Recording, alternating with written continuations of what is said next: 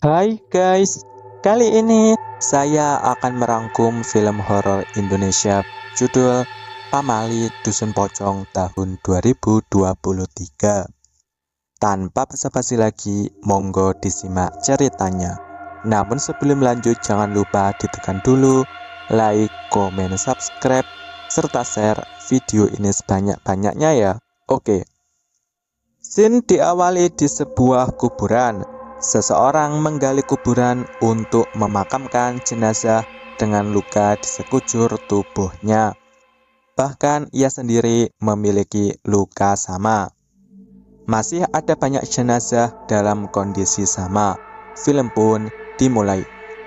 Beralih ketiga petugas kesehatan yang ditugaskan terjun langsung ke lapangan bersama dua tukang gali kubur. Mereka berangkat naik perahunya Mang Yusuf. Perjalanan dilanjutkan dengan berjalan kaki estimasi 3 jam, menembus hutan, menerobos ranting, sampai-sampai kaki Puput keceklek. Sakit kakinya? Ayo, nggak apa-apa, Mang. Sampailah mereka di desa tujuan yang diceritakan sedang lockdown karena serangan wabah. Itu pintunya kenapa ditandain gitu? Penghuninya udah pada meninggal.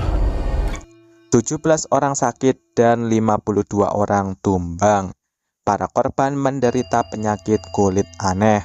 Sementara yang tumbang disimpan di ruang ini, ngantre giliran dikuburkan. Tempat istirahat disiapkan untuk para jiwi, sementara Cecep dan Deden ditempatkan di dekat kuburan. Tata cara penguburan jenazah. Puput melihat-lihat ada payung mekar sehingga ia ingkupkan. Diceritakan tidak ada yang tahu ini jenis virus apa. Yang penting jangan lupa jaga jarak. Sama sarung tangannya jangan lupa dipakai ya. Persiapan dilakukan. Gendis menyiapkan infus, sementara Mila naburin Kaptarus di ruang jenazah untuk mengurangi bau busuk. Malam hari, Cecep dan Deden mulai menggali kubur. Pekerjaan mereka terhenti karena mendengar siul. Inilah pelakunya. Mana dengar kan?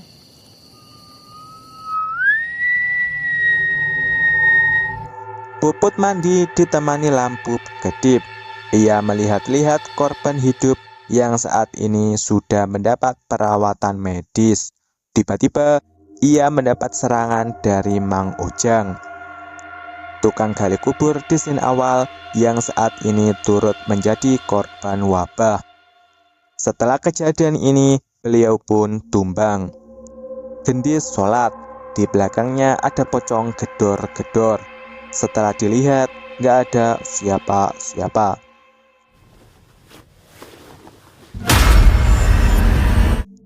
Cecep terbangun mendengar gedoran pintu. Di luar nggak ada siapa-siapa, sehingga ia melakukan penelusuran. Obor penerang dinyalakan. Di belakang Cecep banyak pocong. Apain sih Mane? Di sini kita tahu bocil siul di scene awal bernama Neng yang merawat ibunya terkena wabah dan nggak mau dibawa obat. Paginya, ia nego ke Gendis supaya datang memeriksa kondisi ibunya. Tentu saja ia nggak mau karena kekurangan tenaga medis. Hal ini diketahui Mila yang berjanji. Nanti sore, Neng kesini lagi jemput kakak. Terus nanti kita bareng-bareng. Kondisi pasien semakin parah, sementara stok obat-obatan semakin menipis. Solusinya, mereka harus menelpon bantuan dari pusat. Masalah lainnya muncul, yaitu tidak ada sinyal. Cari spot-spot signal di sekitar sini. Ya, boleh? Sore hari, Mila benar-benar memenuhi janjinya berangkat ke rumah Neng. Karena kebelet pipis, Mila mampir ke rumah kosong yang semua penghuninya tumbang akibat wabah. Rumah ini milik teman Neng bernama Sari. Sak kelipetan, ia melihat Sari sehingga Neng mencarinya.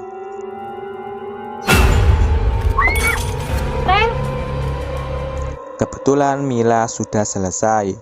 Ada seseorang berdiri di balik tirai yang ternyata itu Eneng yang asli. Di belakangnya,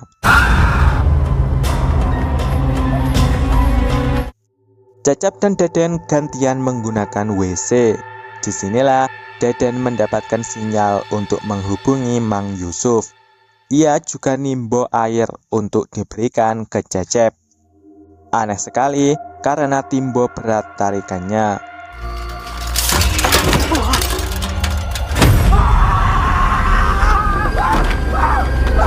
Menurut Gendis, teror setan ini pasti ada penyebabnya. Bisa jadi karena mereka tidak segera menguburkan jenazah para korban. Sampai di rumah, Mila melihat ibunya Eneng nyisir dan payung mekar. Padahal itu adalah pocong.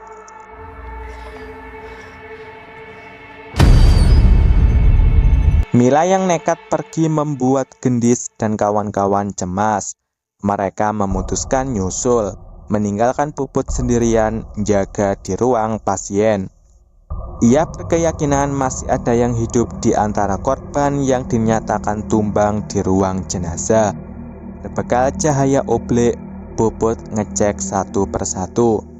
Disinilah ia melihat gerombolan pocong. Seperti biasa, pintu terkunci. Puput masih bisa kabur, namun kesandung hingga akhirnya ditarik masuk kembali.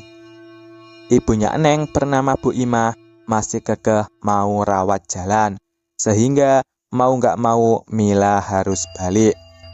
Diketahui alasan Eneng bersiul adalah untuk menghormati orang yang sudah tumbang. Adapun payung dimekarkan di dalam rumah untuk tolak bala. Bukan itu Pak Mali ya? Sendirian, Mila menebus hutan bambu. Namun ia hanya muter-muter di situ terus. Mila pun disambut gerombolan pocong yang membuatnya lari dan jatuh terpeleset. Itu hanya mimpi.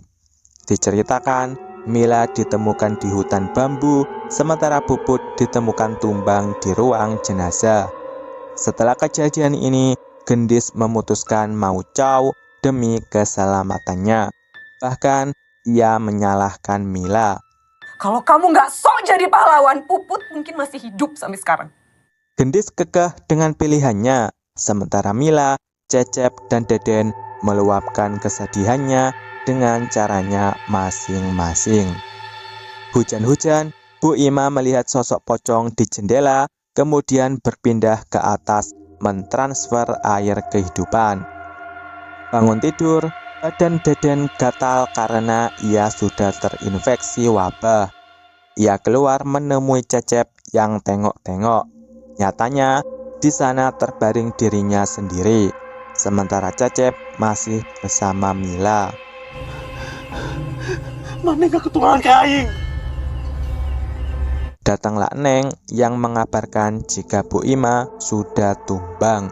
Saat sedwat-wat, jenazahnya langsung dievakuasi segera dimakamkan sesuai amanah beliau, yaitu satu liang lahat bersama suaminya.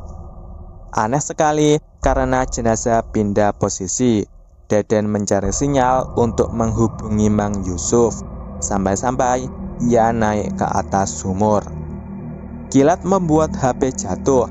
Sekuat tenaga, ia mengambil HP-nya dari dalam sumur. Kali ini, ia berhasil, namun malah duduk di pinggiran, sehingga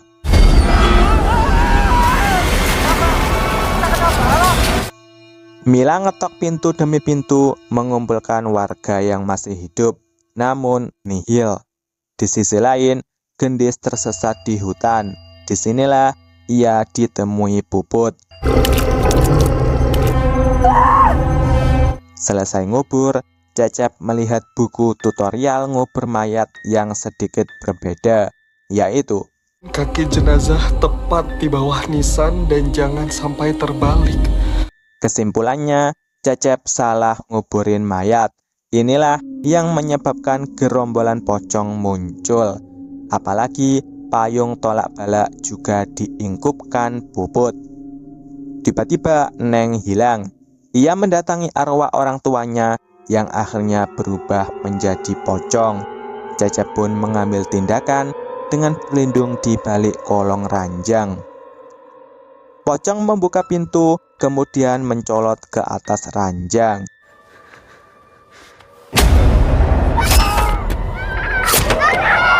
Di sisi lain, Mila menemukan ponsel Deden di sumur beserta jenazahnya yang sudah ngambang. Ia melarikan diri bertemu Cecep dan Eneng untuk sama-sama lari meninggalkan desa.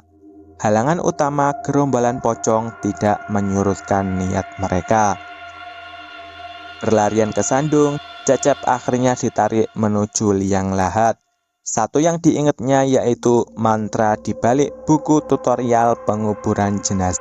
Enenglah yang berinisiatif membaca mantra tersebut.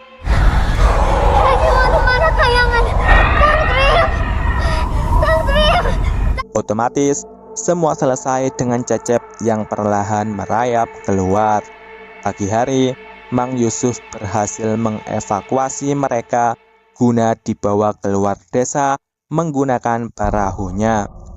Di ending, tim SAR yang datang tugas menemukan gendis yang sudah jadi gembel. Film pun berakhir.